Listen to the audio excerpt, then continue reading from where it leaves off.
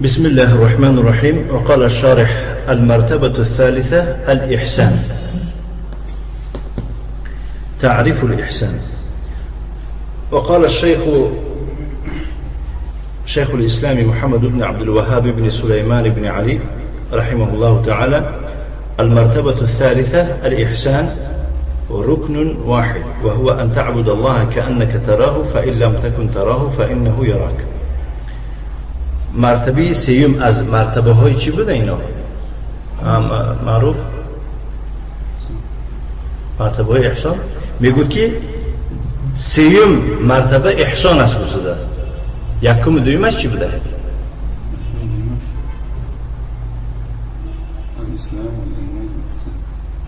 یکم دویمش چیزه؟ من نگوشتم که هر سه چیزا نگوشتم که سوال نازم. یکم دویمش چیه؟ الاسلام و الایمان. همین سیومش احسان بوده است. اینا را مرتبه های چی میگفتیم؟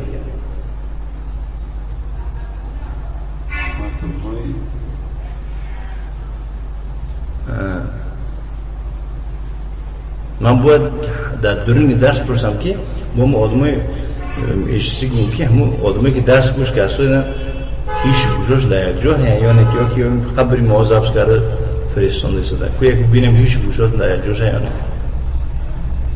نقطه اسلام خودش اسلام بود، یکمش اسلام و ایمان بود. کی میدونه؟ میگه ها؟ بله احسنت. مراتب الدین. مفهوم؟ این ما کور نمیکنم.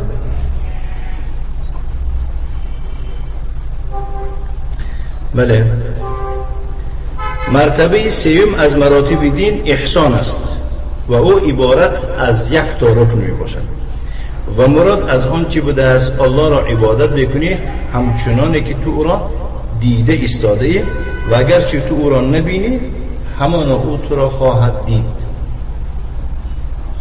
در دنیا همین یک رکن، همین رکن با دو تقسیم کرده است جناب پیامبر علیه السلام. رکن عالی او همان است که همین خیلی عبادت بکنی چه خیلی که همون یک کس تو رو میبیند که خیلی مثلا یک جا میروی برای مثال بینوی گرم اگر یک مگزین میدرایی بعد همون چیزایی که در مگزین هست خبر میگیری لیکن صاحب مگزین هم رو پرود هم تیست است.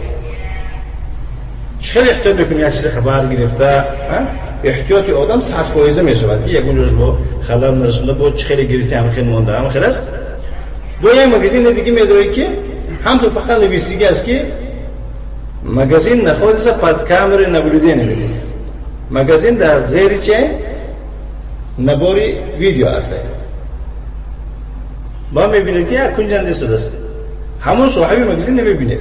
لیکن تصور میکنه که وایش مورم دامون کجاش چیست دیده است. زم خلاص اینم آدم احتیاط میکنه لیکن رنگمون یکمانی نه. هم خلاص اینم احتیاط کرده میشه. و من ثابت کرده است میگم.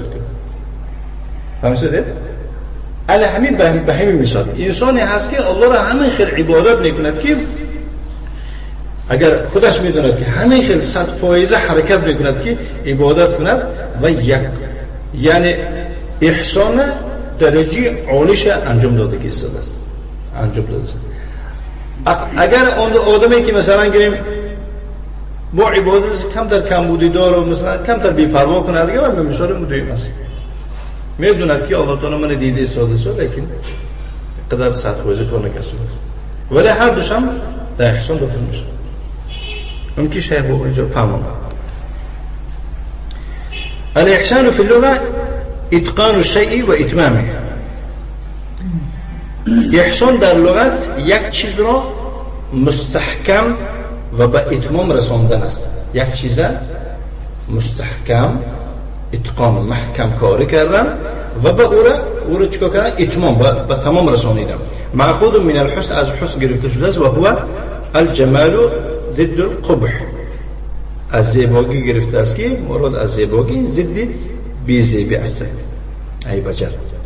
و هو ينقسم الى اقسام. او به چند قسم تقسیم می‌شود. احسان چندین قسم ها دارد. خودی احسان گفته است. اولا احسان بین العبد و بین ربه و هذا هو المقصود. یکم احسان بین بنده و بین پروردگارش و مقصد از این همین است. مقصد از حدیث همین احسان در نظر دارد، بین بنده و بین پروردگارش.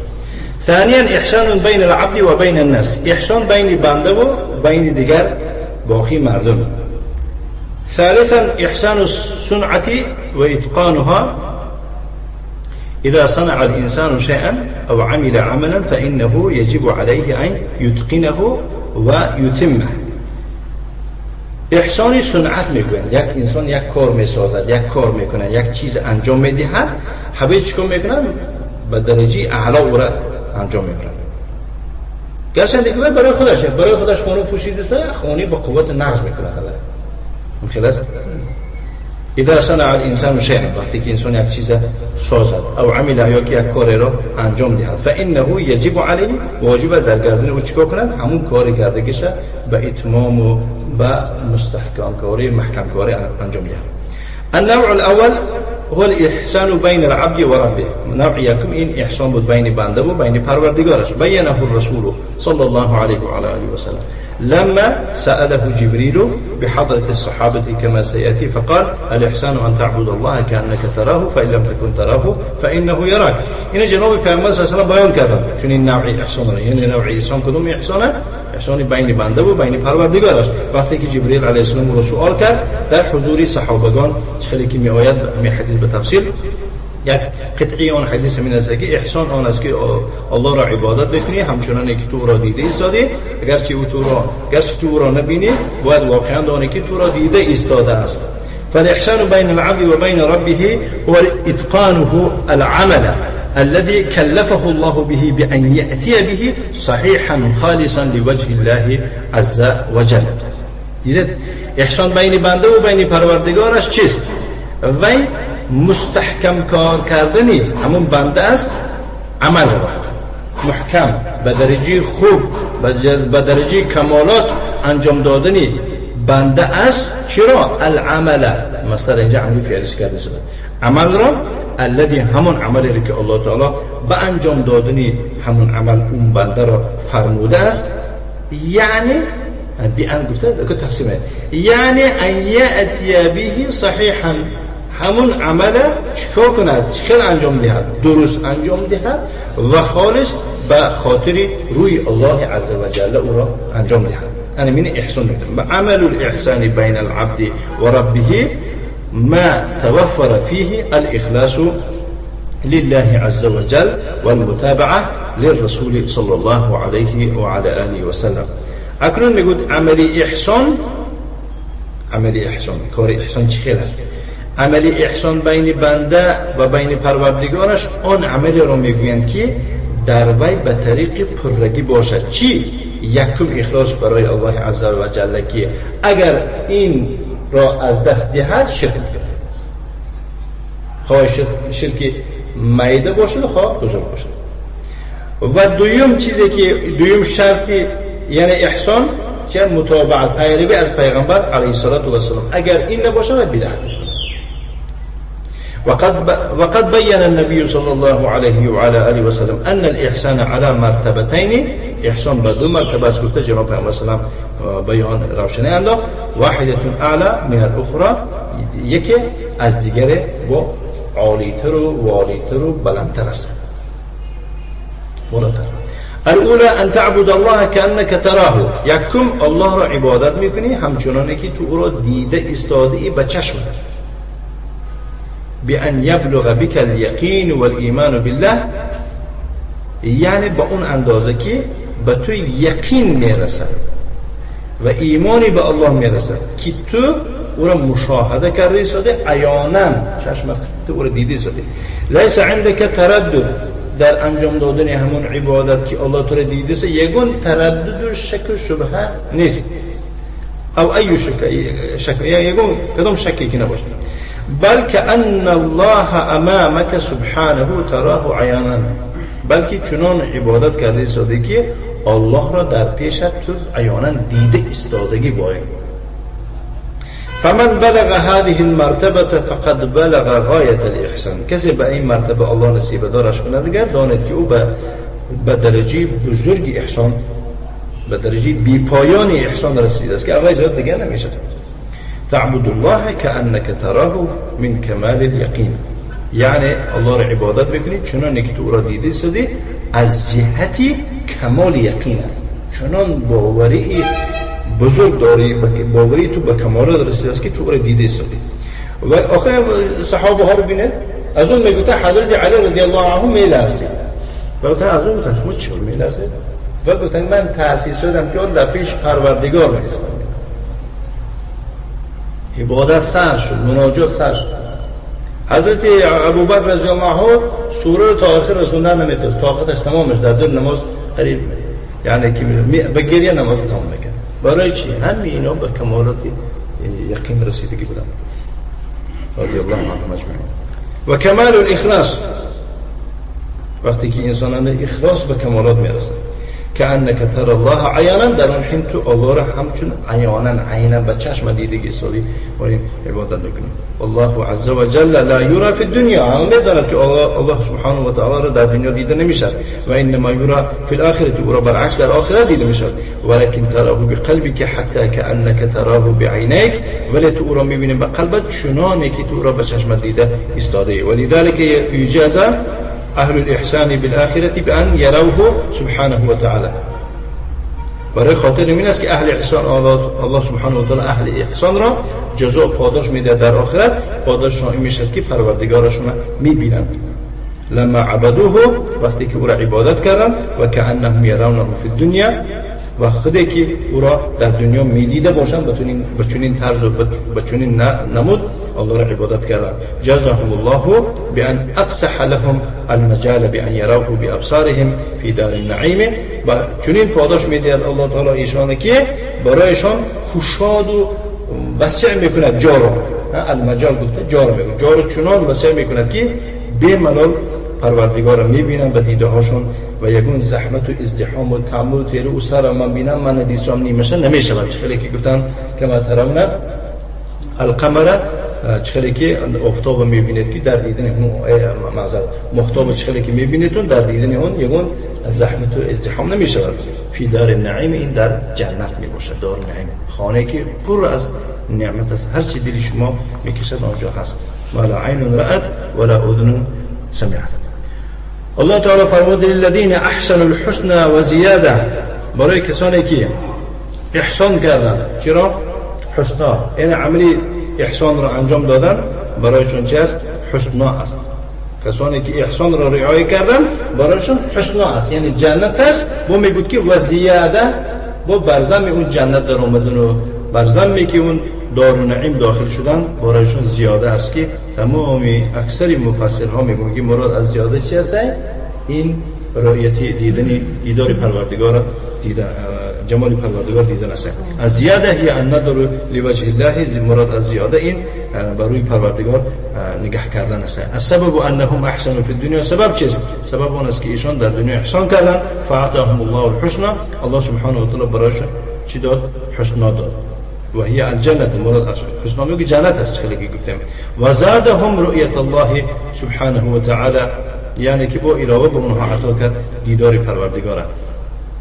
تعبد الله كأنك تراه على المشاهده، الله را عبادت میکنی همچنانی که تو را تماشا کرده ایستادی. والمحبه والشوق الى لقائه سبحانه و تعالی، و در از روی محبت و از روی شوق و دلسوزه به لقای او پروردگار عز و جل. وقتی تو عبادت میکنی و تصور کنی که من او را میبینم، من او را محبت دارم، گفتم تتلذذ بطاعته، و طاعت پروردگار تو لذت میبری. همین هر هنگامی که تو یک حدیث شنیدی نسبت طاعت پروردگار باید تو زبانش شیرین شود، لذت ببری. و تطمئن الى طاعته سبحانه و تعالی، و طاعت پروردگار باید که تو دلت آرام شود. خیلی که با از اون گفتن با وقتی نه با درس شد، گفتم آدم خیلی نشه نعوذ بالله، این علامت خوب نیست. الا بذکر الله تطمئن القلوب، وقتی که درس گفتن درس این ذکره، وقتی قرآن خوانی گفتن این ذکر است، وقتی که این درس ها و طاعت الله رو شنید باید دلی تو آرام شود. تشتاق الیها، تو باید اشتیاق و دلسوز و غمخوار و محبت داشته باشی نسبت طاعت پروردگار. هذه طریقة المحسنین، راه کسان احسانگر همین است.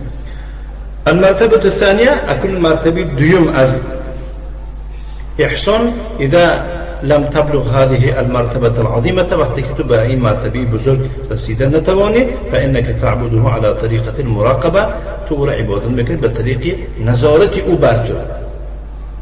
مراقبه اون است که وقتی که تو حس کردی ایستوی و تو ردیست داری، تو که نمیتونی. او دوی مثالی که گفتن در مغازه کامپیوتری، بیان تعلم ان الله یراک، یعنی تو میدانی که الله تو را دیده ایستاده است، و یعلم حالک، و میداند حالی تو را او، و یعلم ما فی نفسک، در ضمیر تو در نفس تو چی است میداند. فلا یلیق بک ان تعصیه، نباید که تو او را عاصی شوی، و ان تخالف امره، و نباید که تو مخالفت از امر او بکنی. و هو یراک، و تو را دیده ایستاده است، و یطلع علیک، به تو اطلاع داره، به تو آگاه است، به تو خبردار است. يطلع. وهذه حالة جيدة، اینم حالتی بد نیست میگوید، ولكنها اقل من الاولى، ولی از حالت یکم دیدن این حالت اقل است، کمتر است. و ما دمت انك تعلم انه يراك فانك تحسن عبادته و تتقنها. تا اون وقتی که مادام مستری هست، وقت داره دادن، تا اون وقتی که تو میدانی که وی تو را دیده ایستان است، البته تو چیکار میکنی؟ البته تو احسان میکنی، به طریق خوب عبادت میکنی او را، و محکم عبادت را انجام میدی. لانك تعلم ان الله یراک، چون که تو دانسته ایستادی که الله تو را میبیند. ولله المثل الاعلى، لو كنت امام مخلوق له منزلة و امرك بامر و انت تنفذ هذا الأمر أمامه وينظر إليك، هل يليق بك أن يقع منك إخلال بهذا الفعل؟ يعني مثال میارد، میگوید که ولله المثل الأعلى، و الله مثلای زیبا الله دارد. اکنون ما مخلوق برای خاطر به ذهن شما نزدیک کردن یک مثال میاریم که اساسا مثال زیبا الله دارد. بگوید همین الله دارای مثلهای زیبا، مثلایی که الله بیان کرده است، از اون مثلها دیگه یک زیباتر نیست. اگر این کس بو مجبورن یک مثال میخوام بگم. لو كنت امام مخلوق، میگه تصور کن که تو اگر مبادا در پیش یک مخلوق باشی، صاحب مغازه باشه، نه له منزلت و قدر و قیمت و ارزش و رتبه داشته باشه، ایشون زاده باشه، مثلا من از مردم مثلا، و تو رو به یک کار امر بکنه، بچه میگم این انجام نمیگه، و انت تنفذ هذا الامر امامه، تو همین کار در پیش دستی او انجام میدهی، و او به تو نظر کرده است آیا اکنون لایق هست به تو که از تو واقع شود یکون کم و کم بودی نسبت این کار. یک آدمی بزرگ به احترام، استاد، پدر، یک کس تو را میگوید که همین کارو که میگوید آیا همین درست میگیره؟ در پیش چشمش همین کاری گفتگیش تو به اتمام نرسونی که خللدار و کم بودی داره، راست کردم گوی اینه که راست نکرده باشی، کردم گوی نکرده باشی، آیا همین خیر میشود؟ نمیشود. اکنون فما بالک، و چیبت تصور داری که در پیش پروردگارم همین خیر با مسئله اعلای الله را نازی و نباید بگید. الحاصل یعنی خلاصه ان الاحسان على مرتبه، خلاصه همین که احسان دارای دو تا رتبه بوده است. مرتبه المشاهده القلبیه، یکم مرتبه او را مرتبه مشاهده تماشای قلبی میگویند که تو با قلبت الله را تماشا میکنی در حین انجام عبادت، و هی ان تعبد الله کانک تراه، و این است که الله را عبادت میکنی چنانه که تو او را میبینی یا دیده ایستادی. من شدت الیقین و الایمان، این همش پیدا میشه از یقین سخت و از ایمان است. این اضافی موصوف به صفت میگه که انک تر الله عز وجل عیانا، همچنانه که تو الله عز وجل را عیانا میبینی یا که دیده ایستادی. و المرتبه الثانیه، دوم مرتبه، و هی اقل منها، از یکم مرتبه اقل و کمتر است. ان تعبد الله، الله را عبادت میکنی، و انت تعلم انه یراک، و تو میدانی که او تو را دیده ایستاده است، و یطلع علیک، و تو اطلاع داره، و تو آگاه است، خبردار است. فلا تعصیه، و تو او را عاصی نمیکنی، ولا تخالف امره سبحانه و تعالی، امر او را مخالفت و ضدیت و کم و کمبودی دار انجام نمیدهی و نخواهی داد. هذه مرتبة الإحسان وهي أعلى مراتب الدين. این از مرتبه میگویم احسان به هر دو نوعش، این از همه مرتبه های دین میباشد. من بلغها فإنه بلغ أعلى مراتب الدين. کسی به این درجه اگر رسد دیگر دانید که او به همه به بالاترین بلندترین مرتبه های دین رسید است. و قبلها مرتبه الایمان، پیش از این مرتبه ایمان بود، و قبلها و از ایمان با پیشتر مرتبه الاسلام، مرتبه اسلام بود که همینا رو گفته گذشتیم. فالدین و دوائر، دین دائره ها دارد. دین چی دارد؟ دائره ها دارد. حالا اینجا شروع کرده میکنم درباره دائره هاش، یعنی دوره ها دارد. الدائره الاولى یکم دائره دین الاسلام، اسلام است. وهي واسعة حتى إنه يدخل فيها المنافق ويقال له مسلم. دایره اسلام چنان دایره وسیع است که، یعنی که میدان اسلام بیم چنان میدان وسیع است که در درون منافق هم می‌دراید، جا می‌گیرد. هم خیلی است. غیر مسلمان گفته میشه. و یعامل معامله المسلمین، به مسلمانان چه خیلی که معامله کرده میشه به اون منافق هم همین خیلی معامله کردن واجبه، ضرور است. چرا؟ لانه استسلم فی الظاهر، چون که در ظاهر تسلیم است، مسلمان است. فهو داخل فی دائره الاسلام، در دایره اسلام داخل است. و يدخل فيها ضعيف الايمان، همچنین ضعیف ایمان هم در دایره اسلام جا میگیرند. الذي ليس معه من الايمان الا مثقال حبه خردل، اون آدمی که از ایمان هیچی ندارد مگر به یک وزنی دانی ارزن. وقت ایمان دارد لیکن ما او را احترامش میکنیم، این معنی نگفتن ولی مسلمان است، مسلمان است. الدائره الثانیه، دویم دایره، و هی اضیق من الاولى، از دایره یکم دیده تنگ است که نه همه جا میگیرد در اونجا. مفهوم؟ و اخص اینجا بنده های خاص داخل میشن. دائره الایمان، او را دایره ایمان میگن. و هذه لا يدخل فيها المنافق النفاق الاعتقادي ابدا، در این داخل نمیشود همون منافقی که در اعتقاد منافقی دارد، ابدا داخل نمیشود. و انما يدخل فيها اهل الايمان، در این اهل ایمان داخل میشن. و هم على قسمين، اهل ایمان داخل میشن. ایمان کامل، ایمانشون کامل است، و ایمان ناقص، ایمانشون کمبودی دارد.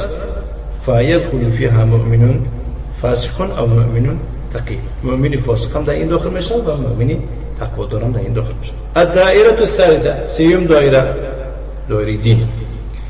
و هی اضیق من الثانیه، از دویم دیده با این تنگتر است. دائره الاحسان، این دایره احسان میگن. و هی کما بينها النبي صلى الله عليه وعلى آله وسلم ولا يدخل فيها إلا أهل الإيمان الكامل. أنا وايد خلي که جناب پیامبر صلی الله علیه و آله که در این داخل نمیشن مگر اهل ایمانی که و یا ایمان کامل دارن. اون نقصاندار و فاسق و یا رسیدنشان امر محال است. اگر میرسیدن و یا نومشون فاسق نمیشن. الله نداره فاسق. دلیل الاحسان، اکنون دلیل احسان. احسان از باب احسن یحسن و احسانا بیرته، همزش همزه قطع است.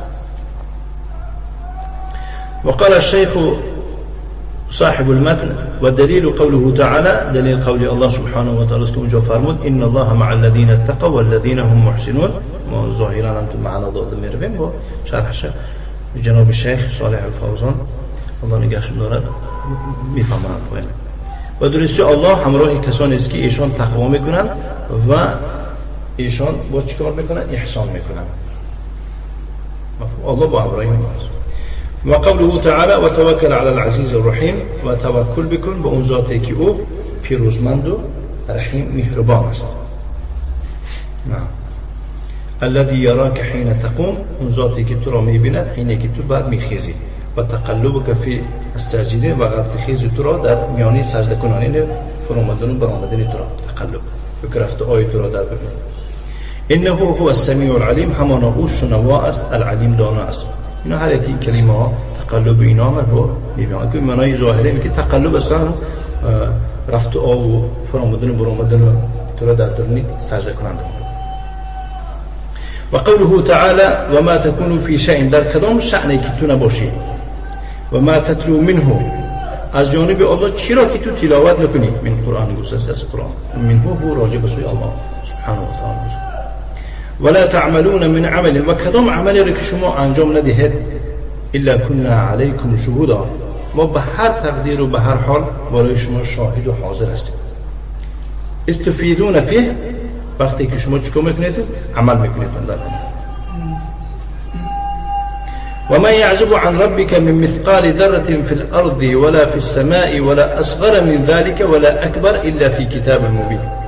از پروردگارت یگانش خلاص نمیشه.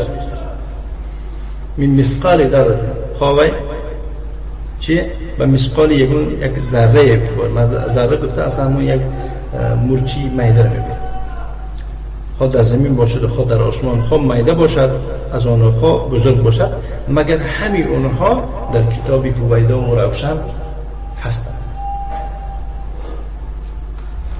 وقتی که در کتاب باشند نگر، در اون کتاب بودگی چیزها پیش از اون کتاب و بعد علم بود، بعد کتابت بود، بعد این چی بود؟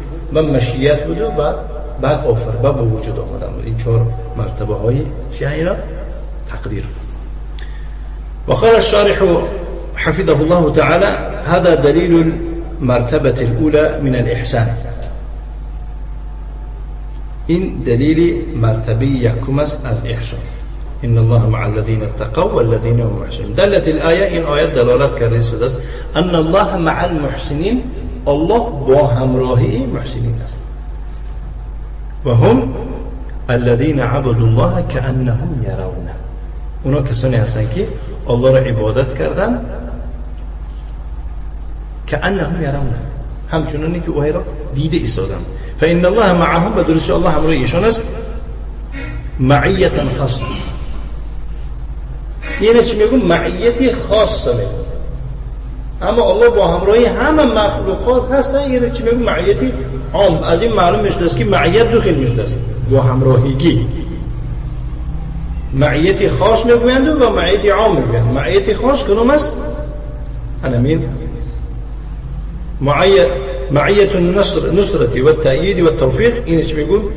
معیتی یاردن و تأیید، قوت دادن و توفیق دادن. الله تعالی همین انسان همه خیلی توفیق و همه خیلی نصرت و همه قوت داده است که وی عبادت 100% انجام داده است. و قوله تعالی و توکل علی العزیز الرحیم، تو توکل بکن به اون ذاتی که او پیروزمند و مهربان است. الذی یراک، اون ذاتی که تو را میبیند، حین تقوم، حین که تو برمیخیزی برای عبادت و برای طاعت هر کارای خیر.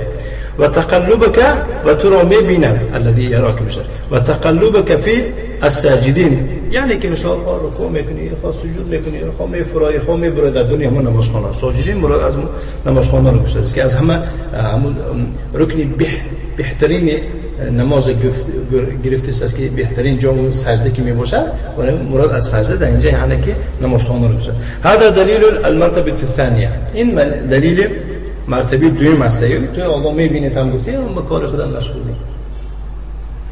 هذا دلیل قوله صلی الله علیه و سلم فانه یراک، این دلیل شده است به قول پیامبر صلی الله علیه و سلم که وای تو را میبینه. و توکل ای فوض امورک، تمام کارهات سپار، علی العزیز الرحیم، به اون ذاتی که او پیروزمند و مهربان است. و هو الله سبحانه و تعالی، و الله سبحانه و تعالی که شأن داره عزیز و رحیم. حين تقوم أي تقوم للعبادة والصلاة، من گفته است خودش. وقتی که تو برای عبادت و برای نماز برمیخیزی. و تقلبك في الساجدين يراك وأنت راكع وأنت ساجد، تو در رکوع باشی و تو در سجود باشی، یا که رکوع کن و سجده کن باشی، تو را میبیند. يراك في جميع أحوال العبادة، در تمام حالتهای عبادت تو را میبیند و دیده ایستاده است. قائما و راکعا و ساجدا، خواه راستا باشی، خواه در رکوع باشی، خواه در سجود باشی، فإنه یراک سبحانه و تعالی، او سبحانه و تعالی تو را میبیند. انه هو السمیع العلیم، السمیع لأقوالک، نسبت سخنهای تو او شنوا است. العلیم بأقوالک سبحانه و تعالی، نسبت سخنهای تو او سبحانه دانا است. و قوله تعالی و ما تكون فی شأن، در کدام شأنی که تو نباشی، و ما تتلو از اون چیزی که تلاوت از طرفی و از قرآن چیزی که تو تلاوت میکنی از عمل چیزی که تو انجام میدی مگر ما بالای شما شاهد هستیم وقتی که شما او را انجام میدید. هذا دلیل المرتبه الثانیه، اینم دلیل مرتبه دوم است. و ما تكون فی شأن، هذا خطاب للرسول صلی الله علیه و سلم، این خطاب برای جناب پیامبر صلی الله علیه و سلم. فی ای شیء شأن من امورک، در کدام حال از امور خدا، من امور العباده، از امور عبادت باشه، او من غیرها، امور غیر عبادت باشه. جميع افعالك، در جميع افعالك و تحركاتك، در تمام حرکتك. ما تكون في شيء من الشؤون، در کدام حال از حالاتی تو نباشی. و ما تتلو منه من قرآن، ای من الله، از الله چرا که تو از قرآن تلاوت میکنی؟ یا قرآن از الله است. من عند الله عز وجل، از طرف الله عز وجل. ابي الضمير راجع الى الشأن، يوكي ضمير راجع به شأن، اي من الشأن الذي تكون فيه تلاوة القرآن. اهم حالته که در اهم حالت تلاوت قرآن میشود، صادر میشه از تو. ولا تعملون، هذا لجميع الامه، يكون خطاب جميع الرسل، للرسول و غیره، برای رسول و برای غیر رسول. چه عملی که شما انجام میدید؟ من عمل، چه عملی که نباشه؟ عمل من الاعمال، خیر او شر، اعمال نیک باشه خوبه. الا كنا عليكم شهودا نراكم، ما شاهد هستیم شما را میبینیم، و نبصركم، شما را یعنی که نظارت کرده میشیم، و نشاهدكم، مشاهده میکنیم، تماشا میکنیم. هذا دلیل لقوله صلی الله علیه وسلم فانه یراک، اینا و قول پیامبر دلیل شده است وقتی که گویا تو را میبیند. اذ تفیدون فیه تباشرونه، وقتی که شما او را مباشرت دست میزنید. و تعملونه، وقتی که شما وی را انجام میدید. این فیه اینجا فاض یفید و فی قسمی ورد مفعول به، مفعول شده است. وقتی که شما وی را، بعضی فعل ها هستن که به حرف جر میگن و مفعول میشوند مجرور فی، اما حرف جر و مجرور یک جای مفعول میشن. مثلا یک کسی میگه که چیکار کردی؟ و میگه که ابحث عن الكتاب، من از کتاب کفته شدم نمیبینم، من کفته شدم چرا؟ کتاب را. فهمیدید؟ تفیدون فیه، وقتی که شما وی را انجام میدهید، وی را. مثلا بعضی آدم‌ها اگر می قاعده را گفته نگذارید که با میگن که چی؟ میگن درس میدن و فیهر معنا تفیدون، وقتی که شما انجام میدهید در وی، نمیگن معنی دو نمیگن. نه، وقتی ما تو گفته میگذاریم باید فهمیتون که بعضی جار و مجرور در زبان تاجیکی و ترجمه نمیشه، در زبان عربی یک قاعده شه، همین این فعل است که با فی می آید. ولی وقتی معنی داد کردن، وقتی که شما او رو انجام میدهید، در وی انجام میدهید، معلوم میشه، غیر میشه. ما باید او رو فهمیم. خلاص من از خیلی گفتم که ابحث عن الكتاب، من کتاب کافته ایستادم. احصل على العلم، من علم را به دست میآورم. من با علم داخل نمیشه. نه، وای رو سلام ده، میگه سلم علیه، سلم هو نمیگه، میگه سلم هو ببر طالبه ببر دا فرنج شپورش. نعم. فهذا يعطي دليلا على المرتبة الثانية، إن دليل بمرتبة دوم مديها من مراتب الإحسان، از مرتبه إحسان، وأنه عز جل وعلا شهيد على كل عامل بعمله يراه سبحانه وتعالى. او سبحانه وتعالى شاهد است به تمام عمل کننده به عملی او، و را میبیند سبحانه و تعالی، و یعلمه میداند و یبصره میبیند ولا یغیب عنه، از الله یگان چیزی چی غیب نمیزند. ان الله لا يخفى عليه شيء في الارض ولا في السماء، یگان چیز خواه در آسمان زمین باشد خواه در آسمان از الله پوشیده نمی باشد و نخواهد شد. و اما الاحسان بین العبد والخلق فمعنى، اینم دانستن ضرور است.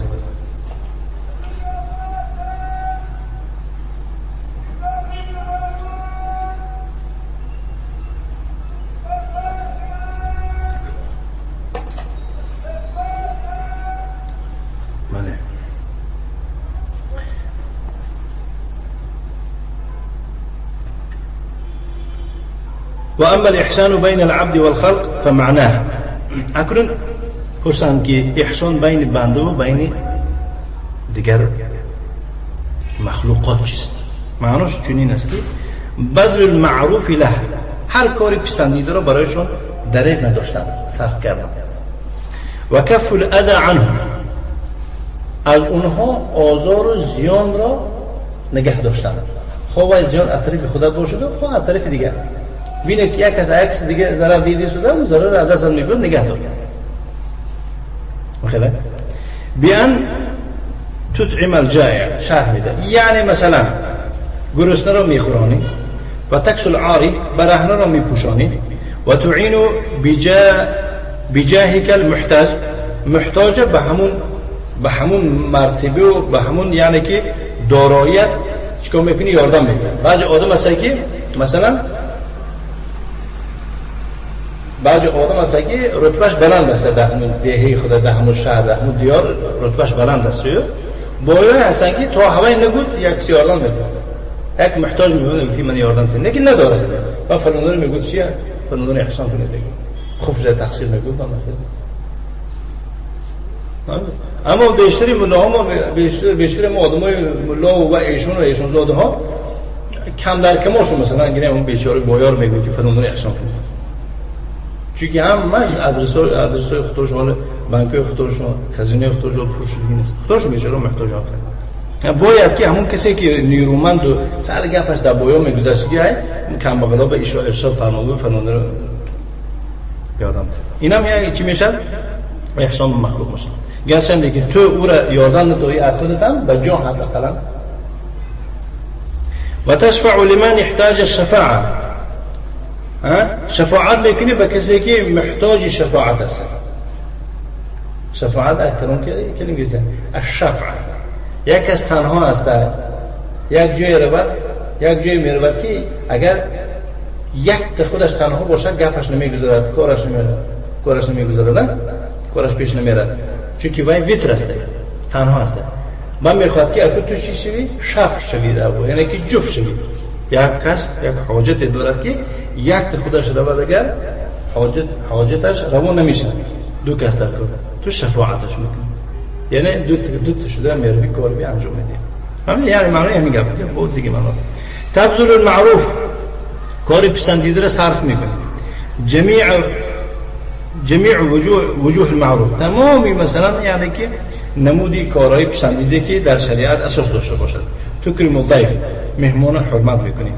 تکریم الجار، همسایه را اکرام میکنی. لا یسر منک الا خیر لجارک، باید که تمامی خیر به نسبت همسایت صادر شود. و تکف اذاک عنه ایضا، از او آزار و زیانت نگه میداری. ولی اگر نگه نداره تو باید نگه داری. این خیلی است که من چی برای چی به همسایه نیکی نمیکنیم؟ این چی نیکی کردن؟ تو منتظر مقابله نشه. تو حقی وظیفه خودت انجام ده، وظیفه احسانت. تو چیکار داری وظیفه وقتی؟ همسده؟ در قیامت الله سبحانه و تعالی برای چی همسایه در حق تو نیکی نکرده گفته تو رو نمیپرسه. انا مردم ما چی؟ مسلمانان ما امروز مصیبت در آن است که حق یک دیگر یکم میطلبند. گفتگو میکنه برای چی به من نکردی؟ برای چی من سلام نکردی؟ برادر تو یک کاری رو پرسی، یک در هیجان و ناراحت شد در یک کاری که از اون کار الله تو رو میپرسه. شرط نیست که تو منتظر شی و تو رو سلام کنه. تو سلام هستی. شرط نیست که باید تو رو نیکی کنه. مثلا اگه یک پدیده زندگی میکنی باید اول شسته باشه بعد شوخی. تو شسته یک روز الله تعالی در دلش انصاف میاندازه، شر میدارد. یک روز میبره که تو خام شده سه سوتکه، یعنی که همون پدیده شست مثال تازه کردی شدی. اینا کم در کم شیخ مدام میگفت میشه. شرح میگفت که آدما منتظری چه حقی دیگر هستن که ممکن نیست. فلا يصدر منك اذى له ولا لغيره، نباید که از تو صادر شود یکون آزار نسبت همسایه و نسبت غیر همسایه. من الناس من لا يصدر منه الا اذى. مردمند همین خیلی انسان‌هایی هستن که از وی فقط آزار روی میدهند، از دستش فقط همین چیز رسید باید شکنند. هم خیلی آدم هست امارو. و من الناس من يصدر منه اذى و خیر. و از مردم همین خیلی انسان‌هایی هستن که از وی هم آزار هم میبرد، هم ضرر و هم نیکی. و من الناس من لا يصدر منه الا خیر. و از آدما همین خیلی انسان‌هایی هستن که فقط دستش نیکی میبرد. فهذا في اعلى الطبقات. این طبقه ها از همه عالیش همین است. یکم طبقه پست چی بودن فقط ضرر آور. و پیش گل میگذره گل خوش میشه، و پیش درخت برگرد میریزه. این پست دو مردم سه تقسیم کرده. باید کسی از دستش نیکی را میبرد، گندگی را میبرد. نیکی را میبرد، بد را میبرد. این میانه. این نمیتونیم گفتن که آدمی بده، آدمی نیکش هم گفتن. سیوم چه؟ فقط از دستش نیکی میبرد انشاءالله. این درجه بلند بود است، طبقه های بلند انسانیت. بذل الخير للناس وكف الاذى عنهم هو الاحسان للناس. شیخ میفرماید که نیکی را دریغ نداشتن برای مردم، نه دریغ نداشتن یعنی که صرف کردن برای مردم و آزار را از ایشان نگه داشتن، این است احسان به مردم. و احسنوا، میگه الله سبحانه و تعالی سوره بقره اختار، و احسنوا، احسان کنید. مثلا ان الله يحب المحسنين، الله احسان کنندگان را دوست می‌دارد. حتى البهائم يجب ان تحسن اليها بان تهيئ لها ما تحتاج اليه وتمنع الاذى عنها وترفق بها. هذا من الاحسان الى البهائم. حتی چارپاها، حیوانات واجب است که تو به اونها احسان بکنی، یعنی برایشون مهیا میکنه اون چیزی که محتاج او هست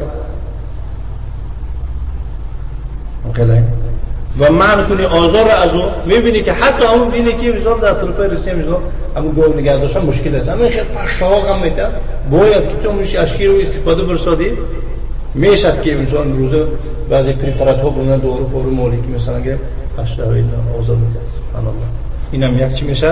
رفق، مهربانی. و طرف قبیه با همون چارگاه باید مهربانی کنیم، نه اینکه مثلا یک نیم کمز بارش میکنه. یعنی مثل میبینید که نیم کمز در اسب و در خرا، یعنی که عربان رو بار بکنن زده اعوذ بالله. این یک ضرره. اگه خیر چشم ما دیده است راستی که اگه در تاجیکستان خیلی شهر من دیدیم روسیه تماما خیر نیست. هذا من الاحسان الى البهائم. این است احسان به چارپا. بله به خاطر تو من در سوریتی که عمر بن عبدالعزیز در مورد تفسیر اما برایشون عدالت سوریتی من میگه که حتی عدالت عمر بن عبدالعزیز بخر و جانوالا مثل رسولی وقتی همه احوال دیدیم و یک خانم رو مانه مثلا همه خیخر احمق که یا زوری اگر بینه گل قرار باشد که بسیاری شد بازم که عمر بن عبدالعزیز نیستن، بازم خرا در زماندو. بله بله. اللهم ارزقنا الاحسان يا رب. حتى المستحق للقتل لا تعذبه بل تقتله قتلة حسنة ومريحة. حتی اون کسی که لایقی کشتن و نباید که تو عذابش بدی، بلکه او را میکشی به یک طرزی کشتنی نیکی راحت کنند. خیلی نیکی مثلا اول یا گوش کنی و پوچکش ناخناش کنی گیری با اخیرون اقتداء سر کوال بزنی ممنون. نه راحتش نه. من وجب علیه القصاص، کسی که واجب است قصاص راحتش نه خیلی آخه گوشه که مستحق ویه. و من وجب علیه الحد، و کسی که به او حد واجب است فانه ينفذ فيه برفق ولا تمثيل. اوام این انجام داده میشه حد رو بالایش به مهربانی، به ملایمه، نه به تمثیل. تمثیل گفته اعضا رو کندن. ولا تعذب نعزب دادن ولا صبر گفتم ویل گندیم حبس کردن خیلی بیان داشتم من میکشم من میگویش باید رنگ روش خراب شدن هم میگره اول میکشیم اول میبینی حالتی گفتم محکمش میکنیم باید خودش کشتن میگره. قال صلى الله عليه وعلى آله وسلم إن الله كتب الإحسان على كل شيء. بدرسي الله تعالى إحسان فرض کرده برای هر چیز كتب هر جو كلمة وأنا فرض. فإذا قتلتم فأحسنوا القتلة كشتني شبه إحسان رعاية کنید در کشتن. اینجا دیگه قصاص گفتاد است وقتی جنگ جدال جهاد این ولی گوسفند رو این گفتاد است. و اذا ذبحتم اگر ذبح کردن شبه حیوان چرب فأحسنوا الذبح ده بعضی الوقت الذبح انا مو حیوانی که ذبحش بگیرید داویم احسان کنید بالقصاص او غیر ذلك مما يلزم الحد در قصاص باشه که در غیر از آن از چیزایی که چی میباشه لازم میباشه حد را بجاوردن. فاذا ذبحتم ای ذبحتم الحيوانات المأكوله وقتی که شما حیوانات میخوردگی را ذبح کنیدون فاحسنوا الذبح ذبحته شما ذبح چیکار کنیدون احسان کنید ولی يحد احدكم شفرته باید که شما هم کاردش تیز کند هم طلع کاردی کندی تو زنگ زدگی اون ولی يرح ذبیحته را حدها هم حیوان میکشتگیش و تحسن حتی البهایم باید تو احسان بکنی حتی نسبتی همون چهار پا در مجموعه وقت مردم تو همون هر چهار پاش میبندن حیوانه هر چهارش میبندن قبل نمیبندن جنبته قلب سر راحت اما شرط نیست اما چون هر شد خوی بستن سر میتی پاش چکشه که با راحت کنند جنبیدن نمیتونن چقدر جون کن نخیر کنونش بیش باید راحت کنه بکن علاوه باشه سرش کیه فور راحت کنه دم سر میکنم کل راش میزنم و حقش ما میگردد راحت میکنم اینو راحت میتونه واقعا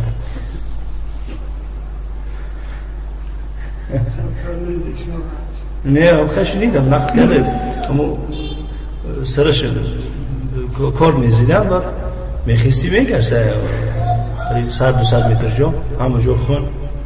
وقد غفر الله للبغي من بني إسرائيل بسبب أنها سقت كلبا رأته يلهث من العطش. وكان يقول الله تعالى برای یک زنی بغی گفتم و بغی زنی فاحشه‌گر از بنی اسرائیل بود به سببی که او یک سگ را دید که از تشنگی زبانش بیرین کرده شده لحک زده شده است آبش داد فسقط شد فشکر الله لها بس الله تعالی چیکار کرد فشکر الله لها الله تعالی چیکار کرد عملی او را معقول دانست بعد فغفر الله لها ذنبها الله تعالی گناهی پیشینش بخشیده شد بعدی مرد نه خیلی بود دوام با کار خودش نبرد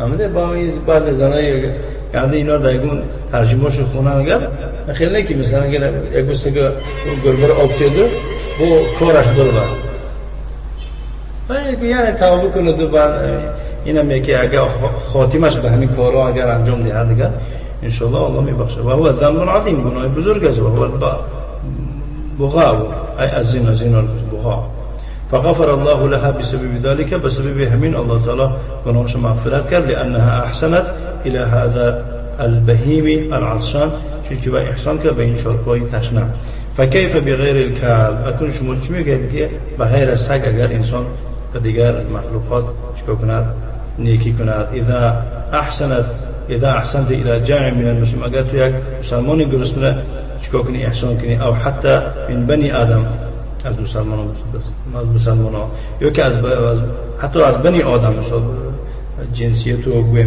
دیانتش قطع نظر ولو كان كافر که کافر باشد اذا احسنت الیه فان الله جل وعلا يشكر لك ذلك الاحسان الله تعالی میپسندد همین احسان را الله میفرماید که احسنوا ان الله يحب المحسنين شما احسان کنید بدونید الله احسان کنندگان را دوست می‌دارد. النوع الثالث نوع سيم وهو إتقان العمل پخت كوري محكم كوري أي عمل تعمله يجب عليك أن تتقنه كوري كتو أورا أنجم ميده أنجم دودني هسي باید که تو را به طریق مستحکم پر انجام دهی لا ليقال إن فلانا يحسن كذا نه اینکه مثلا گیریم هم تیا آوازش مونه که فلانی مثلا ناسکور میکنه وقد جاء في الحديث در حدیث آمده است که إن الله يحب إذا عمل أحدكم عملا أن يتقنه و درستی الله دوست می‌دارد وقتی که یکی شما عمل را انجام دادنی شود باید که باید را به طریق پر و محکم ادا کند گفته است أخرجه البيهقي في شعب الإيمان من حديث عائشة رضي الله عنها وحسنه الشيخ العلامة الألباني رحمه الله تعالى في الصحيح الشيخ الألباني حديث صحيح قفتها